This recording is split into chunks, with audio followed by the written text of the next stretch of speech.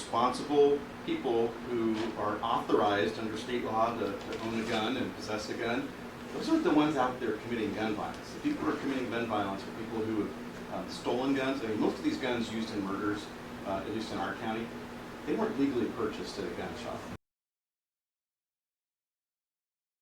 A couple of you want to talk more about some of the pending stuff going on right now with legislation and some Supreme Court decisions, so I'll just touch on that real briefly.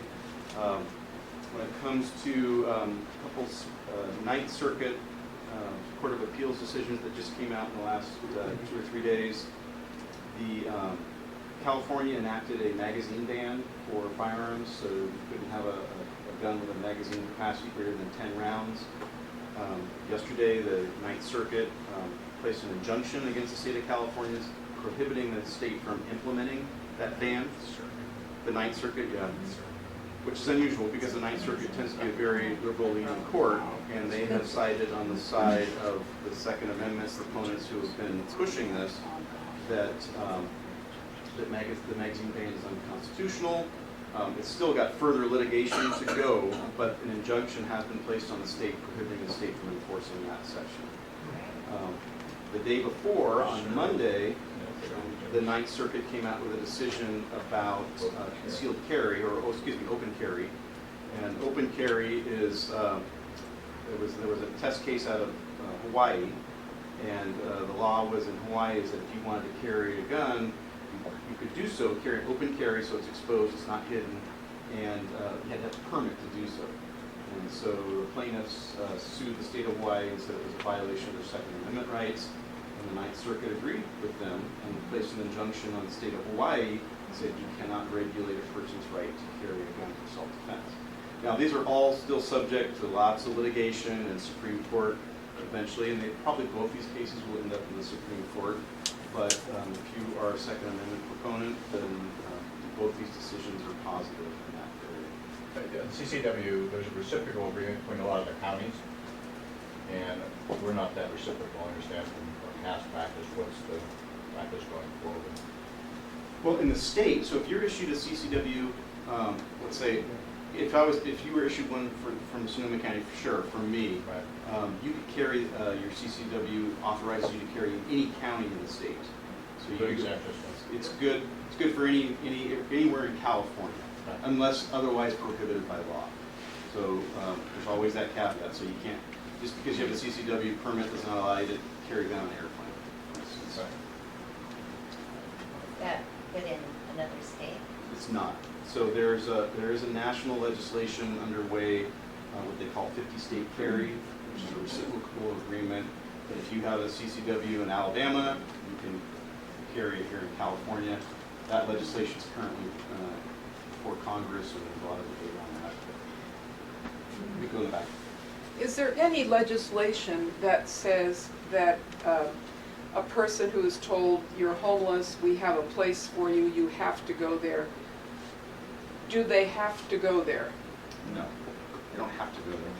But there is some, the question was, did you guys hear the question? Yes. Okay. There's not, but conversely, there is some decisions out of state appellate courts that have said that, and this is something that happened over at Camp Michaela in Roseland, and so the plaintiffs, the county and the city of Santa Rosa were trying to move people out of Camp Michaela, which was a homeless camp over by the old Dollar Tree, Continental Lanes, and the homeless advocates went to court and tried to get an injunction against the county for moving the camp.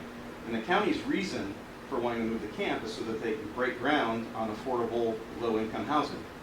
And the camp was prohibiting the county from starting construction.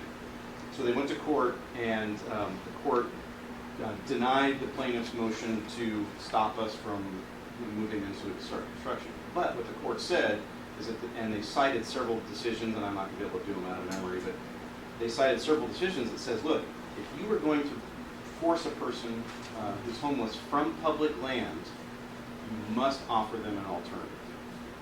And so in our county, we have Sam Jones Hall over here in West Santa Rosa. In Petaluma, we have COTS.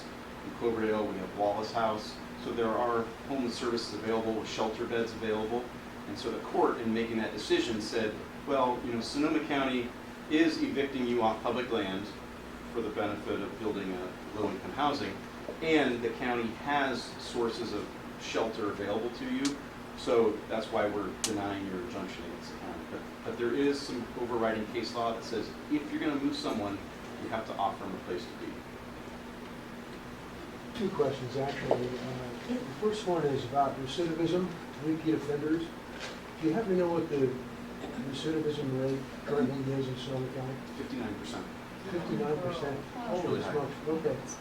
So is there anything in place or in the planning for education of prisoners here in Sonoma County? Great question. Yes, and short answer yes, and I'll expand on it. So, and a lot of it has come because of realignment. So as I was saying earlier, we've taken about an extra 300, 350 inmates, caused our population to go up. Along with that, the average length of stay has gone up. So typically, a county jail is designed and functions as a temporary holding facility after someone's been arrested and they're going through the court process. So you get arrested, let's just say, say I do a burglary. I break into your house and steal your TV. If I get arrested for burglary, I get booked into jail. If I cannot make bail, I end up sitting in jail. I start the court process. I have my preliminary hearing, go through a trial by court or trial by jury, and let's just say I get convicted. Back in 10 years ago, you get convicted of burglary, you're probably going to go to prison. Let's assume a couple things, but you're going to go to prison for your burglary, and you're going to serve typically 18 months to 2 years for your first burglary. Under realignment, that burglary is now what's called eligible for 1170H, and I'm going to talk about some weird numbers here, but that person can now be sentenced to do their time in Sonoma County Jail. So now we have burglars who would normally be serving prison sentences doing time in county jail. And so the average length of stay has gone up. Where in the old days it was just maybe the 90 days, 120 days it took to get to the court process, and boom, you're out of our jail and you're on your way to prison, or you get acquitted and you walk out the door a free person. Right now, we have inmates serving sentences up to 10 years in our county jail because of realignment. So these are people that would normally be sent to prison. So what it's forced us to do is to offer more programs, because a board inmate is a problem inmate. If you're not, and like I talked about earlier, we have to let them walk out the door better than they were when we found them, is our goal. So we greatly expanded our programs at the main jail and at North County. And those programs include some easy basic ones, anger management, life skills, job skills, but we also have GED, so people can complete their high school diploma, take the GED test, so they're at least equipped with a GED when they walk out the door. We don't have the more robust programs, like we don't have a carpentry program, we don't have like a welding or metal shop program, at least not at our main jail. But at North County, which is our jail up on Airport Boulevard, and that jail is designed for a little bit lesser security inmates, not quite as secure. We have an ROP program up there, and how many people know about our famous plant sales in the jail? We have an amazing garden and amazing program up there where inmates work as gardeners, and they're basically a nursery. They cultivate plants. Twice a year they sell them. The money that's raised goes right back into the inmate welfare account, so it directly benefits the inmates to bring in more programs and more stuff, educational opportunities for them. And then the other program that we started is the Canine Companions program. So we actually have 6 dogs that are at North County Jail. They live at the jail with their inmate. It's really cool. So they'll assign a team, and it's typically 4 inmates to 1 dog. And they are inmates that are serving a long enough sentence that they can work with the dog over a certain amount of time. It's kind of so we find inmates who are serving like a year in jail and they qualify for the program. And then we bring in the dog. They bring in instructors from Canine Companions, and they teach the inmates how to train the dogs. And it's essentially the first year of training for the dogs. It's the basic stuff.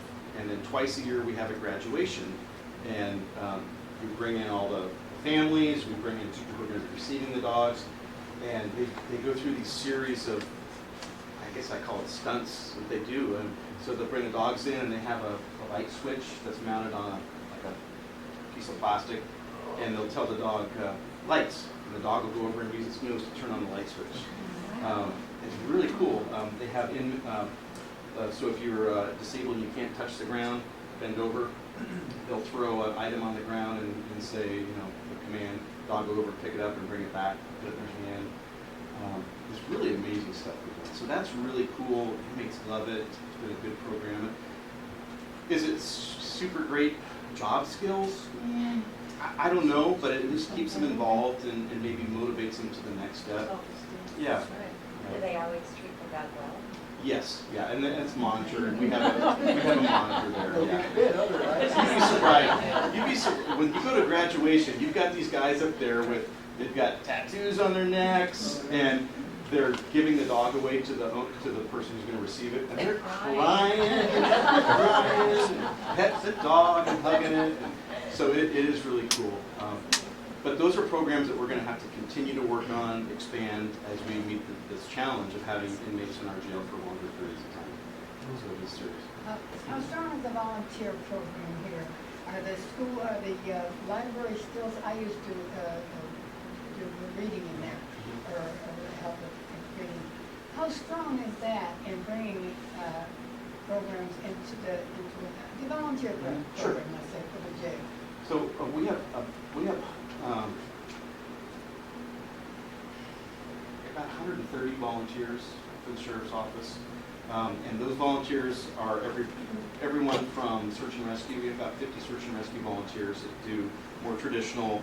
They'll help us look for missing persons and help us look for evidence sometimes. But the rest of those volunteers, and the majority of them, work in the jail, and they do everything from AA meetings, NA meetings. There are people who volunteer their time to talk about the consequences of drunk driving. There are people who've been, I can't remember the name of the program, but people who've been to prison and are now back on the right path, and they're kind of like this, they're trying to do this early intervention.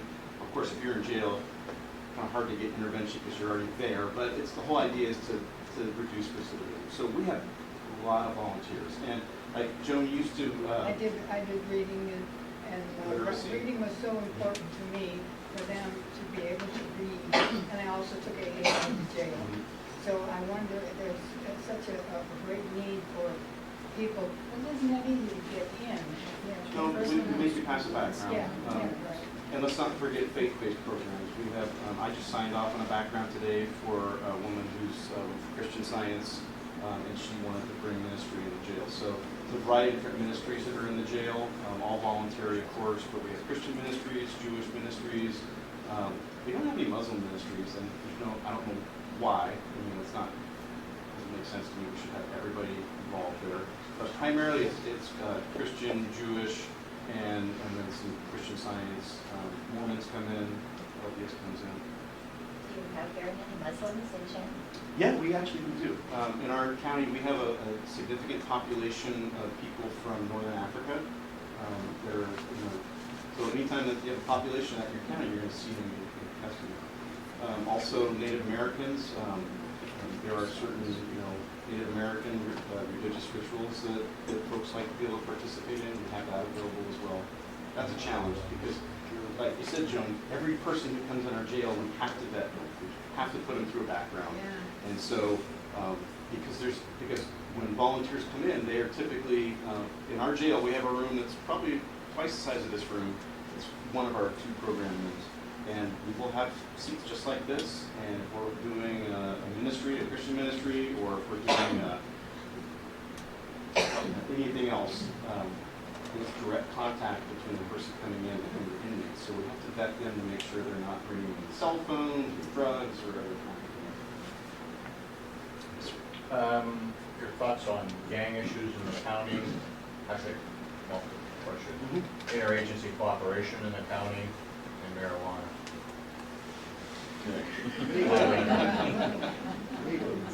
Legal marijuana. Legal. Because a lot of it's still illegal, I assume, how you can acquire it. So, gang violence continues to plague our county. It absolutely is. It's actually the number 2 issue on the surveys, gang violence. When you open up the paper on a Monday morning and you read that there was a shooting in Santa Rosa over the weekend, it's gang members. It's gang members shooting at gang members. For the most part, they shoot at each other, but every once in a while, someone gets caught in the crossfire, and it's you or I on our way to the grocery store or picking up our kids from soccer, and it's a huge problem. And that kind of goes with gun ownership and gun control. You know, that responsible people who are authorized under state law to own a gun and possess a gun, those aren't the ones out there committing gun violence. The people who are committing gun violence are people who have stolen guns. I mean, most of these guns used in murders, at least in our county, they weren't legally purchased at a gun shop. They were stolen in a burglary, they were stolen out of a car, and then they're used for black market. But what about Hey, he's got 3 questions. I have 3 parts. That's one for each. It was about the interagency cooperation with the PDs around here, CHP, So and federal agencies. in our county, we have we have good relationships with every agency. I don't feel like there's any agency that we have a bad relationship with. We cooperate with the Federal Bureau of Investigation when it comes to major gang crimes, and then we cooperate with DEA when it comes to major drug crimes. For the most part, the drug industry in Sonoma County, at least the big illicit drug industry for methamphetamine, heroin, cocaine, are primarily controlled by Mexican cartels, Mexican national cartels. But there is, I don't want to point just the blame on them, but they tend to be dominant people bringing these drugs into our county and selling. And we need the FBI's help with that because the pipeline, of course, is across our border, up California, right up Interstate 5, where we all drive when we go to Disneyland, and they bring it right to Sonoma County. Then the flow is opposite for marijuana, comes out of northern Sonoma County, northern part of the state, flows down I-5 and into LA, and then it flows east on I-80. So that kind of stuff we have to have cooperation on because you can't do that all by yourself. You really can't. There are a lot of concerns about opiates. The County of Sonoma, to move off on a tangent for 1 second, the County of Sonoma just joined a national lawsuit. So the cities and counties across the nation are trying to get together for the opioid epidemic. And it sounds like they're going to do something much like they did with the tobacco lawsuits. So, cities and counties got together, sued big tobacco agencies for all the public health results that came out of tobacco use, the impacts on local and city and state governments. So this group is kind of getting together, starting to form, and what they want to do is go after opioid producers for the health and safety effects on communities. And so we've already gotten some legal documents served on us for us to preserve evidence. And one of the things they want us to preserve is, because I'm the sheriff and the coroner, we have the results of any person in this county who dies, we have a cause of death. And so we have some valuable information for that lawsuit about who in this county is dying and what they're dying from. And I can tell you, we have a lot of opioid-related deaths in this county. It's not your typical a guy with a needle in his arm who's OD. It is the very typical scenario is a young man who's working as a contractor, or he's working on a construction crew, hurts his back, has some sort of orthopedic problem, goes to an occupational health specialist, and they start doing pain management, and they're pushing opioids on him. He gets addicted to it, ends up losing his job, and tries to buy them. So first they'll try to buy opioids on the black market, and they're paying $25 a pill for an opioid, very expensive, and they start running out of money. And the fact of the matter is that heroin is actually cheaper on a per dose basis than OxyContin. So eventually they swap over from pill form to injectable heroin, and now we have a heroin addict. And of course, somewhere in that mix, something will happen and they'll end up dead. So it's very real. It's happening here. How are you handling the sanctuary state and sanctuary city issue? So that was the other legislation I want to talk about. The Ninth Circuit also just struck down some federal, I take that back, it wasn't Ninth Circuit, it was the U.S. Federal Court struck down an injunction. So the United States of America is suing the state of California for injunctive relief on three items. The most prominent one is SB 54, which was the sanctuary state laws, as many people call it. The two others had to do with private employers inquiring and asking about a person's citizenship. So there was it was a footnote in some of the debate that was going on during SB 54, but essentially if you're an employer in California and you believe that someone working for you is here in the country as an unauthorized person, if you report that person to ICE as an employer, our state attorney general is going to use this law to come in and prosecute you for reporting someone. It's basically like a whistleblower. So there's a lot of controversy on that as well for private employers. So what the district court just ruled on, we just got notice on July 5th, so it's pretty fresh off the presses. SB 54, they declined to provide any injunctive relief. So what the federal court said is SB 54 will stand on its merits, that the state of California has the right to create this law and to hold law enforcement, me, accountable to that law. The law is really directed right at law enforcement. But you are coming from the top down, the last line of defense against overbearing government under the U.S. Constitution, or you're the first line of defense going up. And we've got about 20 cities and counties now that are saying, California, go to hell. We're not going to do it. Yep, primarily in Southern California. All Southern Orange County. California, yeah. And can their sheriffs stand up against the state? Well, their cases continue to go forward. So that's a separate case. So that is the state these municipalities, both it's a local government and the sheriff of Orange County, are going against the state internally. The part I was just talking about was the federal government going against the state. So what these state sheriffs have said is, you are imposing undue restrictions on us that conflict with federal law. So under federal law, we're supposed to do this, and under state law, we're supposed to do this. We are, as the sheriff, you are a constitutional officer in the state of California. What am I supposed to do? I've got conflicting federal and state legislation. How do I handle this? So they're asking for clarity, and essentially they're asking to have SB 54 overturned. That is moving through the court system right now.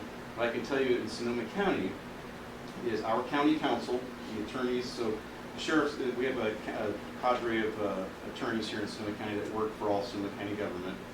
And the sheriff's office has 3 attorneys assigned to us from county council, and they give us updates on legislation, they defend us in lawsuits, and they basically help us with policy and make sure our policy complies with state and federal law. We've gone to them and asked them, what do we do? And essentially what our county council has said is, we don't think the Orange County Sheriff's lawsuit will prevail.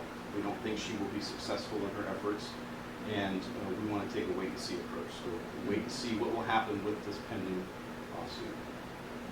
But do you call ICE when you're ICE wants to know when certain prisoners are being let go that they want to pick up? Do you contact them, or is that part of the sanctuary law? A qualified yes. So the question was, do we contact ICE when someone's in our custody, right? Yeah. So a qualified yes. Under SB 54, there are very narrow guidelines in which we can cooperate with ICE. So essentially we're not allowed to cooperate or communicate with ICE at all unless the certain circumstances play out. And the circumstances that somebody comes into our custody who is convicted of a serious felony, serious or violent felony, and they've been previously deported. So there's all these conditions on it. So the scenario would be Mark Essick gets arrested for drunk driving tonight. Hopefully not. Mark Essick writes a bad check. Yeah. So a bad check. So I get arrested for passing a bad check. I end up in the Sonoma County Jail. My fingerprints are taken. We do all electronic fingerprints now, so my fingerprints are scanned. They are instantly transmitted to the state of California. the state of California is required under law to forward those fingerprints to FBI. FBI is the clearinghouse of all fingerprints in the United States. FBI then takes those fingerprints and sends them to Homeland Security. It sends them to a couple other federal agencies as well. If I get into the list, you're not going to like it, so I'll just leave it there. So they send those fingerprints to Homeland Security. Homeland Security, within about 15 or 20 minutes, has my fingerprints on a screen with an analyst looking at them. And that analyst is determining whether or not I'm a match for a previously deported person. So if you're in our country and you're deported, right before we deport you, we take your fingerprints. So they're able to say, oh, we noticed that Mark Essick just got arrested in Sonoma County. He's a match for someone who was previously deported. So that triggers the ICE response. So ICE then sends a teletype to our jail. It says, hey, we noticed you booked Mark. He's a previously deported person.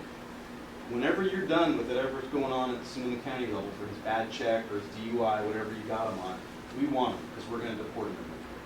So under SB 54, we are not allowed to communicate in that realm right there with them. We're not allowed to hold them. We're not even allowed to communicate with them back and forth about why Mark's in custody, unless Mark has previously been convicted of a serious or violent felony.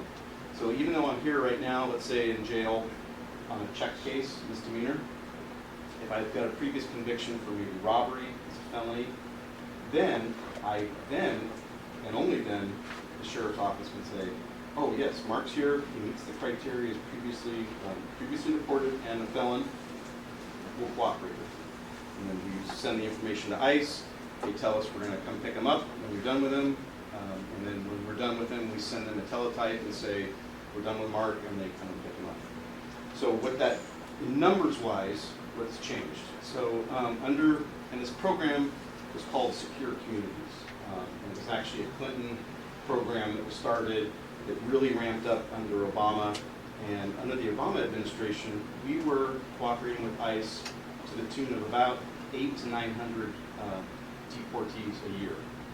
So 800 or 900 people were being transferred to ICE every year out of our jail, and they were being deported.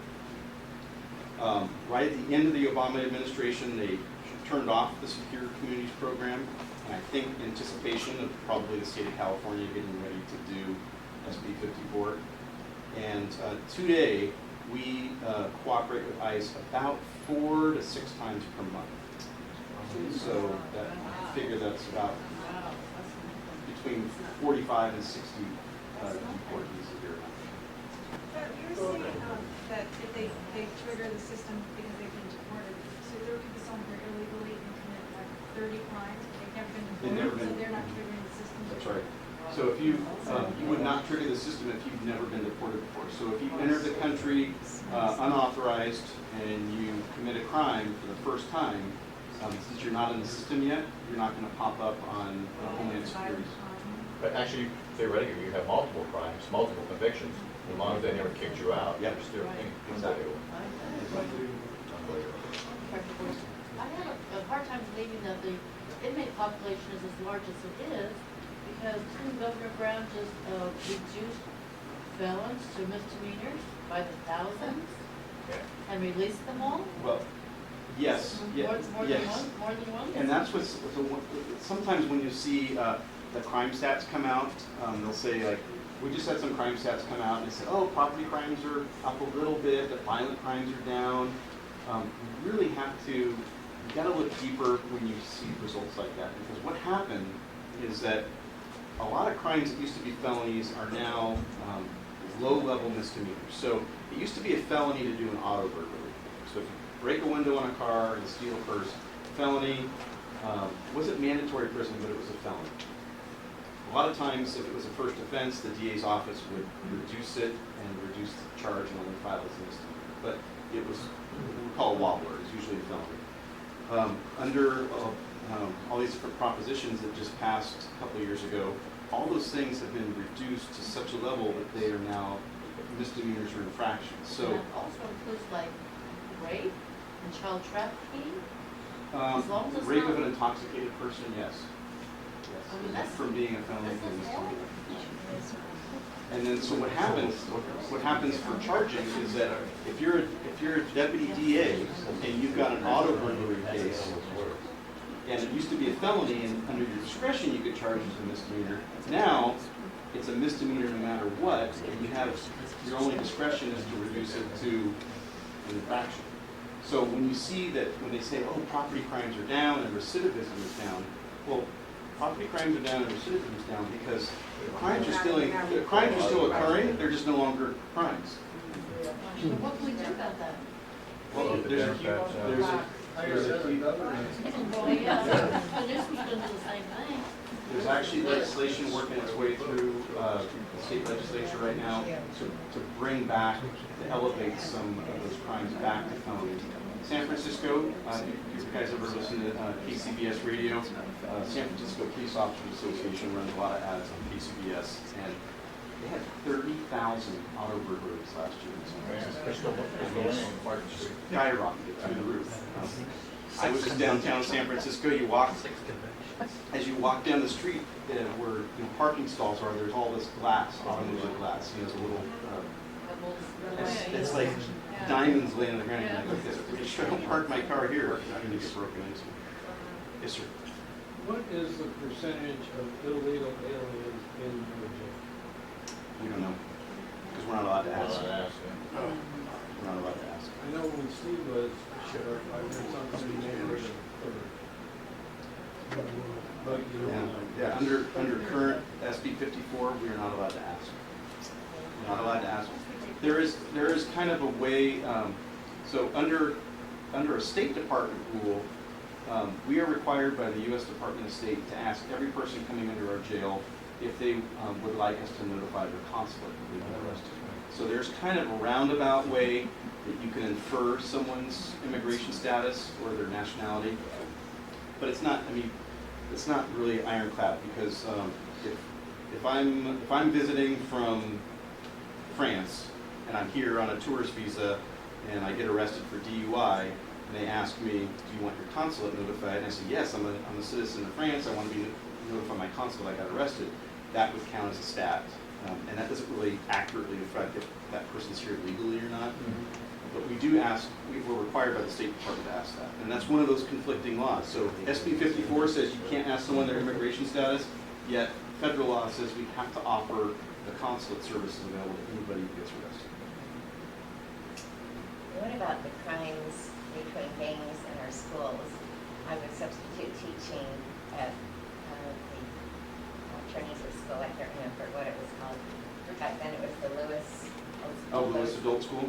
And half of my class was on one side and half on the other side. And half of the class got to leave early, and the other class didn't. And so I asked, what's going on? And well, we're two different gangs. We can't leave at the same time or there's going to be a problem. And I just wondered if that's rising or there's still a lot of crimes in the school campuses. I don't know the exact stats on school campus violence. I know that the city of Santa Rosa has worked really, really hard on gang violence prevention. And we do have some very innovative programs. It started off, it was called the Mayor's Task Force on Gang Prevention. Now it's called the California Violence Prevention Network. But basically, it is a public-private partnership where we're spending dollars to get into schools, to get, catch kids early, to talk about gang life and what it means, and try to give them other avenues. I know that program has won a lot of awards. Ernesto Oliveras, one of my competitors in the sheriff's race, was really involved in that, and I really do give him accolades. He's done a lot of work there, and they've got some good results. And then you also said you're coroner, Yes. right? So when someone passes away, there's paperwork you guys have to do. So this is a question that we were wondering, and who notifies the Register of Voters office if someone has passed away and they need to be taken off the rolls? There is a whole checklist. So when someone dies, you can imagine all the different federal benefits and state benefits out there. They want to be notified, so they stop paying, right? And then of course Social Security needs to be notified so they can pay off. They can transfer benefits to a beneficiary of that person for death benefits. So we have a whole checklist. So when someone dies, we go through this whole checklist and notify all these different agencies that the person is deceased. It's really long. I want to say there's probably at least 20 different agencies that we notify when someone dies. And you notify them regardless if they're even a part of that program? Yes. Just go, is registered voters office on that Yeah. list as well? Because of course, we don't know, when we have a person who's deceased, we don't know what programs they were involved in. They could have been getting CalFresh, they could have been getting SSI, Yeah. they could be veterans who are receiving veterans benefits from the federal government. So we don't know, so we just notify So everybody. even your staff, is that something that your staff does? It's we're required to do it by law. Okay, great, thank you very much. I'm gonna go behind you and then I'll come back to you. You've gotten a few. In regard to the CCWs, you said if they have can show cause, what is good cause? Well, that's the discretion of the sheriff, and that's where we've used it in the past to deny people CCW. So the state law just says that the petitioner shall show good cause before the appointee, which would be the sheriff or police chief. And that's the only area where I have discretion. So the state law is spelled out in every other way. You have to take a test, you have to be you have to be fingerprinted, you can't be a convicted felon, all these different things. The only part where I have discretion as sheriff is to say, what does good cause mean to me? What does it mean for this applicant? And that's where I have the freedom or and responsibility to open that up. And I think my responsibility, when I've heard loud and clear from people I've talked to on the campaign trail, is we are responsible citizens, we are responsible people who own guns. We live in places where the sheriff can't get there quickly, or I work an occupation where I need, I have money, or I'm in contact with, shady folks. I'm not sure, maybe if you're that position, you want to do that kind of business, but so it's really up to me, and so that's how so what I've told people, and I'll tell you, and it's no secret, that my intent is to open up that pathway. So there's still a state requirement that all the testing and stuff, the Yes. testing, because we had a member that went through that, and at the time, had to have a police report, thanks to a domestic violence. Still got run through the ringer and all that, had to go pay for a psychologist. That's still on the books. Yeah, but all those requirements are still there. So if you have a misdemeanor conviction for domestic violence, you are not eligible to have a CCW. For 10 years. 10 years. She was the victim. Oh, as a victim? Oh, okay. That doesn't make sense to me then. No, it was ridiculous. Really. There's a 10-year, if you have a misdemeanor domestic violence conviction, it's a 10-year prohibition from owning a firearm and having a CCW. Would any teacher be allowed to own a gun? Have it at this point? I am not a favor. I am personally not in favor of having teachers have guns in school. Not because I don't think that teachers are responsible people, but I know that most guns that are used for bad things are stolen. And I know, I carry a gun. I don't have one on me now, but I know that carrying a gun is a huge responsibility. It is. If you take your, if it's in your purse or your bag and you take your eyes off it for a second and it's gone, I can think of no greater pit in my stomach to think that my gun was stolen and now someone has it and it's been missed. So I really don't support having teachers with guns in schools. I just don't think it's a good idea. I have a constitutional question again about the Second Amendment. About, was it 5 years ago, the U.S. Supreme Court decided in the Heller case, and again in the case arising out of Chicago, which I've forgotten. Anyway, the decision was that the right to keep and bear arms is an individual right. For personal protection, yeah. Okay. I can understand why state and local governments would see fit to exercise their police power to keep guns out of the hands of violent felons and mentally ill people and so on. But given the law that the right to keep and bear arms is an individual right, why should a gun permit applicant have to prove to you a need for the gun in order to win over your discretion? And that's an argument I hear a lot. I mean, why should I even have to apply for a CCW? Under the Heller decision. So what is your answer? Well, what I can say is right now I follow the law. Right now the law in California is there's a process established to apply for a CCW, and as a constitutional Californian, right, we have U.S. Constitution, I'm a citizen, I took an oath, but my power as a peace officer is derived from the California Constitution. So my primary duty in following the state law is as a constitutional state officer. So I'm following state law. And I realize it's controversial. I realize a lot of people disagree, and I absolutely respect that. But I have to follow state law. And how many people do you think are carrying, that's the correct term, who do not have? Oh, I think it's huge. I think a lot of people. That's like, it like someone Yeah, has. I think a lot of people carry guns. Without a license? You know, Oh, the without a penalty for carrying a concealed firearm in the state of California is a misdemeanor. It's a And misdemeanor. misdemeanor, so a lot of people figure, you know what, the old adage, I'd rather be judged by 12 than carried by 6. That was my question, it's just in general terms, what has the impact been in terms of speaking about this organization? Marijuana. And, I would say the biggest thing that we've seen is an increase in traffic fatalities, traffic. Really? That's what I was gonna do. And although our primary mission is not traffic, in unincorporated areas of the county, our primary mission is law enforcement, where CHP's primary mission is to enforce traffic laws both on state highways and in unincorporated areas of the county. But I'll tell you, I have a friend who owns a body shop, and he's like, Mark, he goes, I'm making money hand over fist because it's the inattentive drivers who are high and Driving 30 miles an hour. yeah, and then they'll bump into the curb and blow out the tire and take out the wheel well. And so that's been a bigger problem than like invasions of breaking people's home or growing and that type of thing. So that tends to grab headlines. So, and that is a problem. I don't want to minimize it all. I think when I talked to you guys in January, we talked about the number of homicides that we're working. So right now we have, well, I can tell you, of the last 11 homicides in this county, 8 were related to marijuana in some way, shape, or form. But I think it's important to emphasize, kind of like gang violence, this is not you getting murdered by a person who's doing marijuana. This is person on person. This is a person who's selling marijuana. It's selling huge quantities for huge amounts of money, and the deal goes bad. So industry related. So it's 100 pounds of weed and a $400,000 transaction, and someone decides that they're going to take care of business. The homicide that we're working right now at Cloverdale called us a few weeks ago and they said we have a missing person. We don't know what to do. We think he may have met ill fate, and so we started helping them on their missing persons case.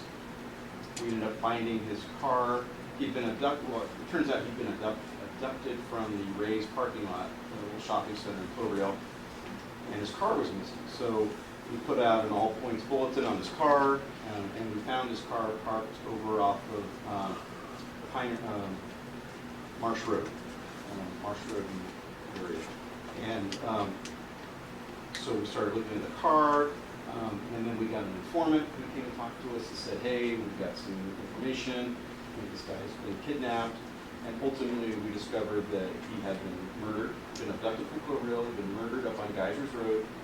They then took his body to West Side Road off of a famous wine growing region over off West Side Road outside of Hillsburg, and buried him.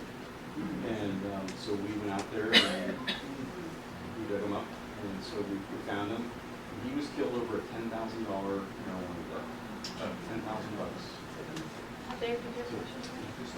Speaking about marijuana, recently heard about some of the grows and they're using illegal pesticides. There was a story in the paper about one of the officers who was moving all that and got sick.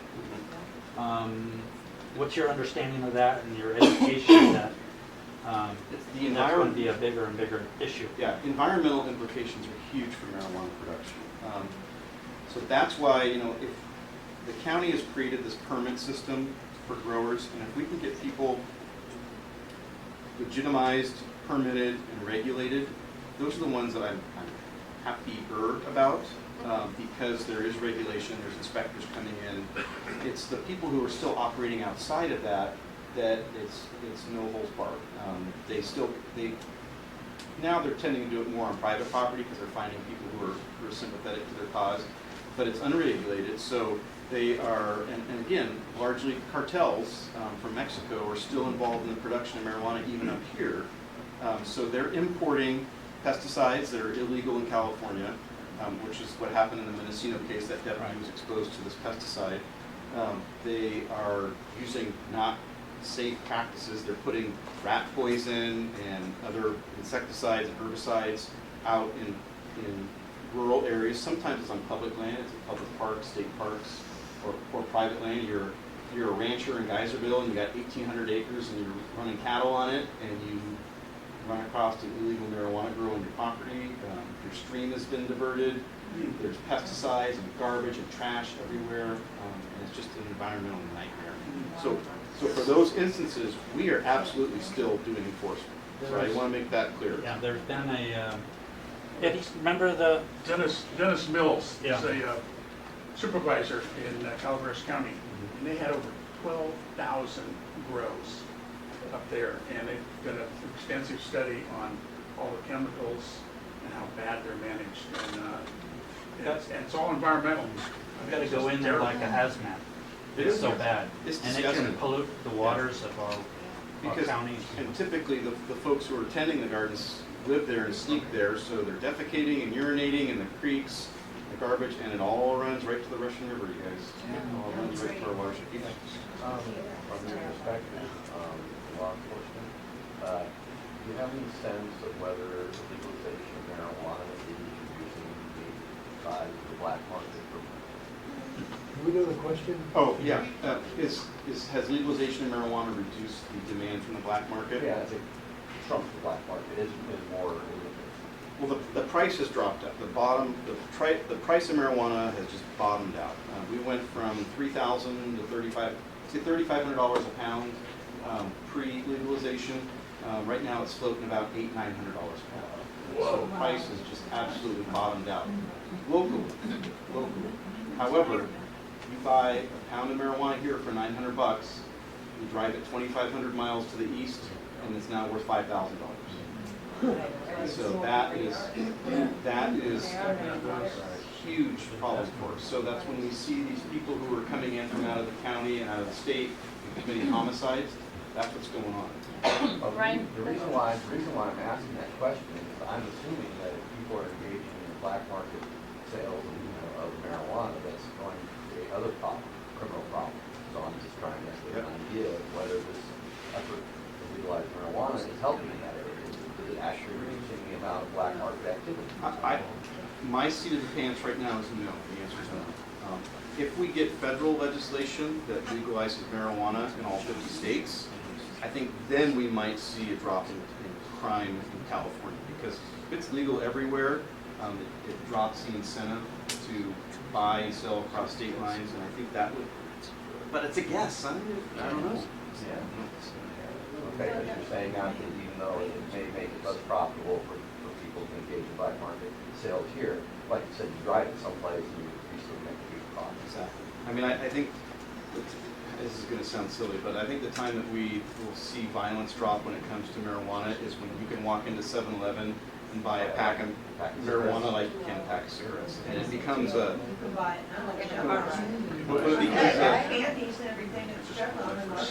it becomes a commodity, that's a tobacco commodity, then the price will drop. I got a two-part question. Has the harder drugs, the heroin and the opioids has that gone up since legal marijuana? I don't have any data to answer that question, And I'm then sorry. the second one is, you mentioned about, getting legal marijuana growers to register and do all that. What's them to find the ones that aren't legal? Because about 2 years ago, I took a hot air balloon ride over Sonoma County. And I was shocked that roughly every 5 lots outside Todd Road is growing marijuana. You see brand new redwood fences, or they have the big canisters forming a pentagon fence with everything in the middle. It's so obvious where everybody's growing. It's like it's right out the middle. And it's easy to see from up above. I mean, is there anything being done to? I'll tell you, our board of supervisors have their work cut out for them. They tried to craft an ordinance that was a compromise between trying to comply with the new state law and take residents' concerns into count. So far, it's been a Stinks pretty bad. disaster. Yeah, I hate stinks, stuff. literally. The best thing that they did was they, on zoning, they said you can't grow marijuana in rural residential, which is those parcels that typically butt up to the edge of a city jurisdiction. They forced it into AR and RR agriculture areas, which are typically 5 to 100 acre parcels. But even that, we have some folks down in Petaluma off of Purvine Road who live on these 160 acre parcels, and they've got marijuana production facility going in there, and they are up in arms. So it's, the It's a huge supervisors. one by Sonoma State right there. Yeah, exactly. So there is, That's right on here. Yeah. there is a group out there called SOS, Yeah, and they are actually actively lobbying the Board of Supervisors to change the marijuana ordinance and pull it back a little bit, so it's not as liberal.